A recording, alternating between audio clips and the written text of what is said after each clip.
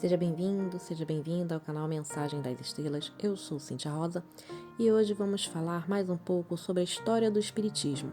Dando continuidade, falaremos da história na Gália e a filosofia dos druidas. Os gauleses eram descendentes do povo celta. As várias repúblicas que compunham a Gália também conheceram a grande doutrina secreta. Os gauleses iniciados eram os druidas. Durante séculos, os druidas foram vistos como bárbaros, pois entre os gauleses havia uma multidão de idólatras e só existia registro sobre esse povo feito mais tarde pelos padres da emergente igreja. Estes poderiam querer alterar as informações, porque as práticas dos druidas eram condenadas pelos católicos. A publicação posterior das tríades, dos cânticos bárdicos e dos estudos célticos permitiram uma melhor visão da cultura druídica. Apesar disso, padres selecionaram alguns druidas sérios e lhes conferiram títulos de filósofos, mas a maioria dos cristãos via os druidas como supersticiosos e sanguinários. A filosofia dos druidas era em conformidade com a doutrina secreta do Oriente, e também afirmava as existências progressivas da alma na escala dos mundos. Os gauleses, devido a essa crença, enfrentavam a morte com o peito nu, sem armadura, se fosse necessário. Não temiam a morte e orgulhavam-se de suas feridas. Eles não enterravam os mortos na guerra, entendendo que aqueles corpos eram invólucros gastos e indignos de atenção.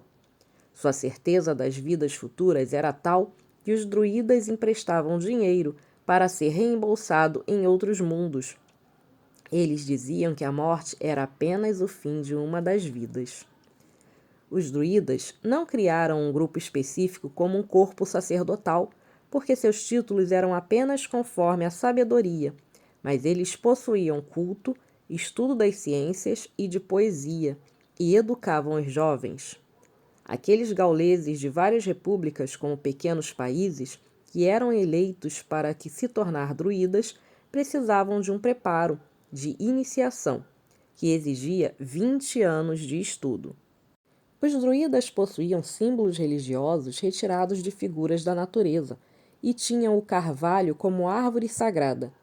A floresta ensolarada servia como templo de seus cultos.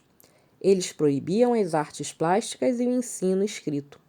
Sua doutrina era perpetuada pelos iniciados. Essa tradição oral não permitiu que houvesse muitos registros sobre aquela época, sobre aquele povo. Mas os gauleses, que muito valorizavam a justiça, enquanto instituição, tinham uma espécie de pena de morte, sacrificando os réus condenados para a potência suprema. As vítimas se entregavam em expiação com boa vontade, pois eram ávidos para reencontrar seus antepassados em mundos felizes. Um dos cantos muito famosos entre os bardos e druidas dizia, em primeira pessoa: Eu nasci, eu fui. Quero ser surge das formas elementares da natureza, passa por ramos, flores e frutos, alcança o estádio de víbora, águia e lince. Depois o Espírito Divino lhe dá a imortalidade. E como homem, o ser se torna pastor e evolui até o estádio de hábil em ciências, e então vive em diversos mundos. Segundo os druidas, a alma passa por 3 grandes estados. O primeiro, o estado sob o jugo da matéria, ou vida animal. Segundo, o estado das migrações de provas e expiações. E terceiro, vive num mundo de felicidade. Acima disso, há o círculo do infinito, que só pertence a Deus. Os druidas e as druidesas evocavam e comunicavam-se com os mortos. A celebração do Dia dos Mortos começou com os gauleses, mas eles não iam aos cemitérios e não honravam os cadáveres. No dia 1º de novembro, eles celebravam a festa dos espíritos e os bardos e videntes os evocavam durante esses eventos.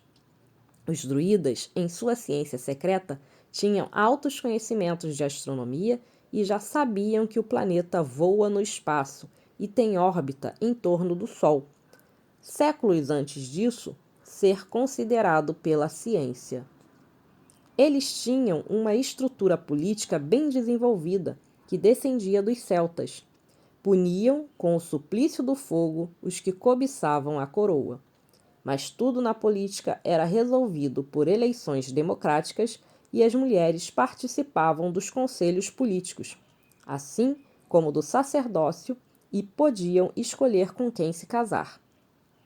Um bardo chamado Merlin, naquela época, profetizou o surgimento, séculos depois, da guerreira ou missionária Joana d'Arc, a qual valorizaria mais a Igreja eterna do que a Igreja terrestre, e ouviria vozes que a guiariam em sua jornada. Os gauleses são os antecedentes do povo francês. Suas raízes vieram à tona na Revolução Francesa de 1789. E esse foi mais um pouquinho da história do Espiritismo, de forma resumidamente. Se você gostou, curta, compartilhe e dê o seu joinha.